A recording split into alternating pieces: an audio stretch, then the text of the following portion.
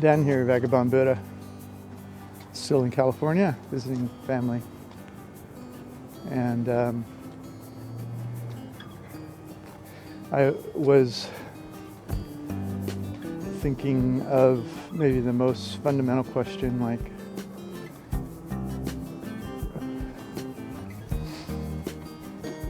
why are we here? Like,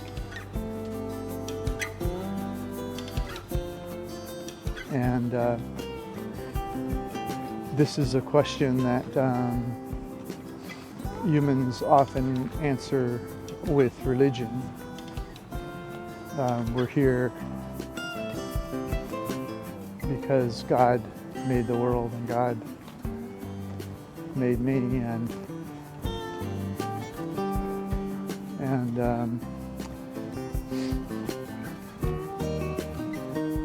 that's some huge percentage of humans,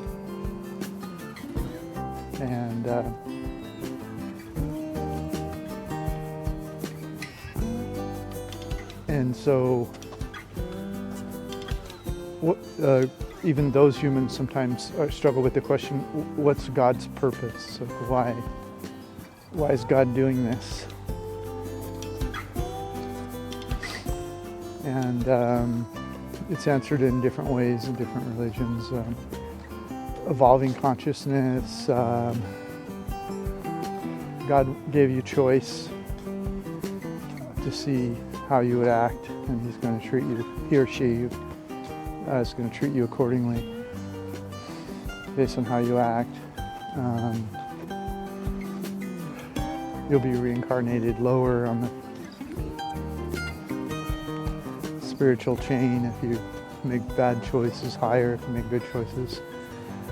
You'll rot in hell for all eternity without reincarnation.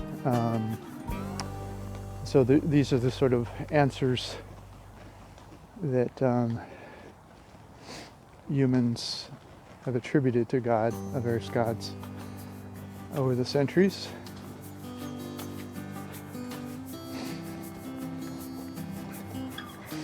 But what the question it doesn't think too much about or answer is, why is God doing it?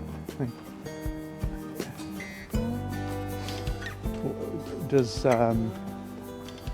why would God want to make something imperfect, watch it perform imperfectly, and then punish it? Those are the sorts of questions people have when their loved ones die, or relationships end, or they're diagnosed with disease or what have you. And so people from time to time will struggle with the idea of is there God? Why would God do this?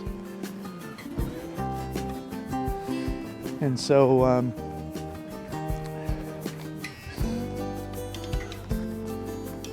and it all evolves back to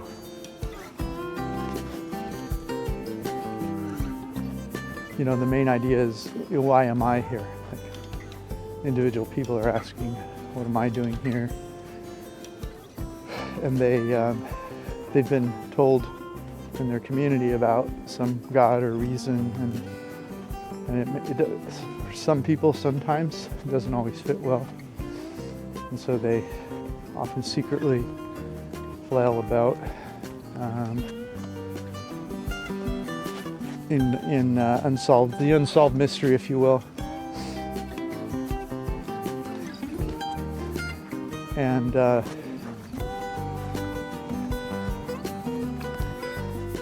because they don't have access to the painless existence, they live in this and many other questions that are really all the same question. They live in it painfully. Why aren't I? There's 100 ways to ask it. Why aren't I successful? Even though I am successful, why aren't I happy? those are all the same question as why did God do this? What's the purpose of it? And so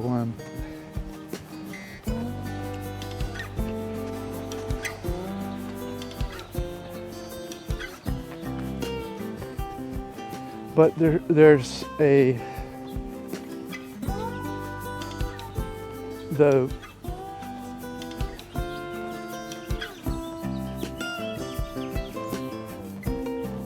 absence of pain or the absence of suffering is also talked about in religion. It has different names: heaven, enlightenment, being with God. More modern ideas of it are the singularity.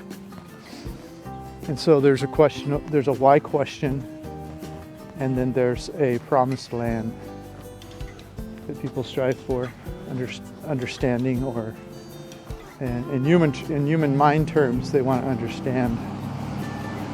By the way, I'm in a city, so you'll hear birds and cars and interesting that if grace does visit you and you experience a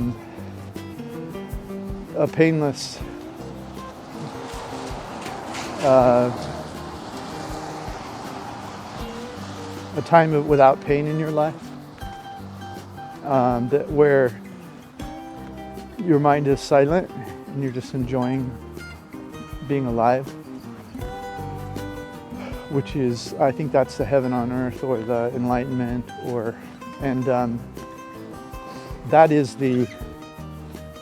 that's the manifestation of heaven. All the religions are talking about.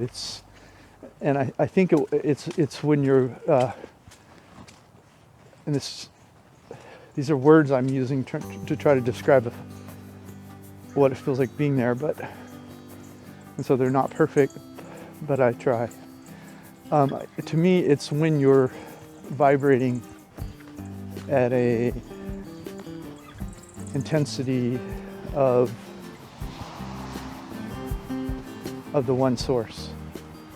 That's when you're enlightened, and it also is it's an absence of the why question that's asked 1,000 different ways, which is an individual vibration. There's really ultimately just the two. There's a complete utter unawareness of the fact that your mind is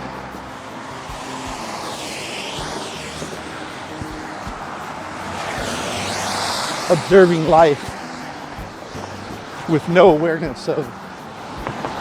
I had to run across the street there. Your mind is observing life with no awareness that behind your mind, which is a very disruptive vibration, that occurs within a peaceful vibration. And in fact, it's the peaceful vibration that is watching your mind, and it's sort of a base case vibration of singularity or God or whatever your word is. And what the mind is it's a vibration that you sense is inconsistent with, it's added on top of, I don't know how to describe it, but the pain comes from the denial of God, if you will, if God is your thing. The pain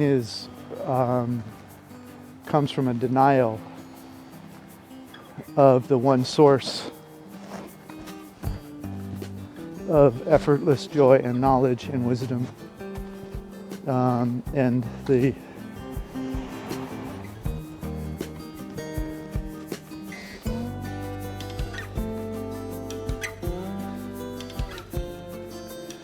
maybe a way to describe it is that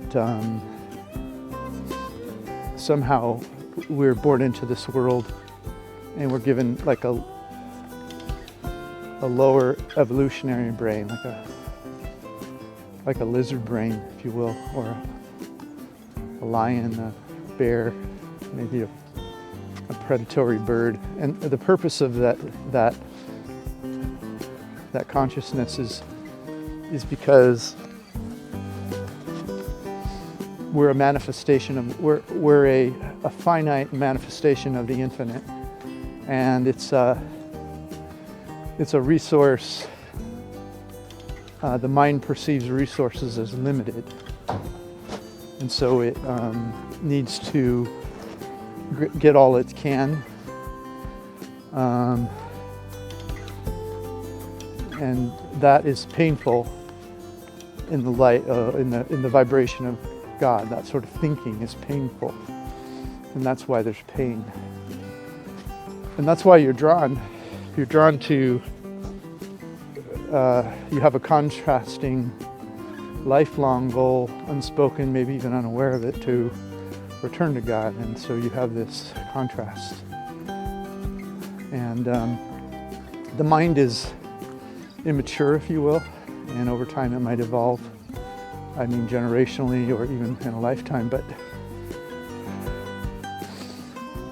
but it likes to hear itself speak. It thinks it's smarter than everyone around it. It thinks it has a winning formula, and it's constantly surprised when its brilliant ideas don't turn out like they assume they would. So, and therein lies the pain in the separation, because you're separating not only from when you have that strong energy of that limited resource energy of an individual contained within a body with the purpose of protecting from the other manifestations, or plants and animals and people.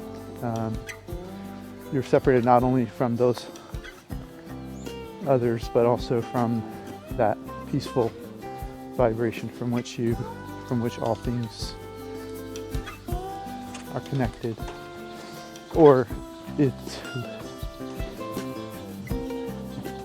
feels almost like the God, the singularity, doesn't really have a beginning or end in time or in space. It's an infinite manifestation, and that all of the shapes and spaces around us that we see are temporary. They come and go. They have lifespans, and they all are born from the same cloth of the singularity, the one God. And so it's the distinctions in the vibrations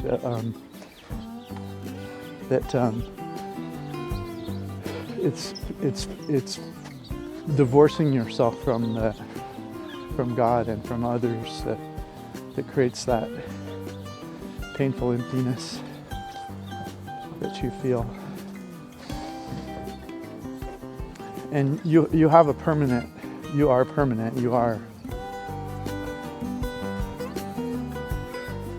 of God.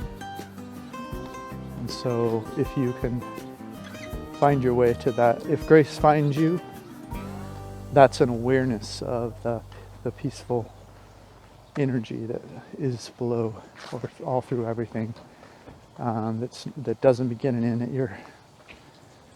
at your idea of who you are. All right, there's different ways to talk about this, and just try to share sort of observations. Dan here, Vagabond Buddha. Thanks for listening.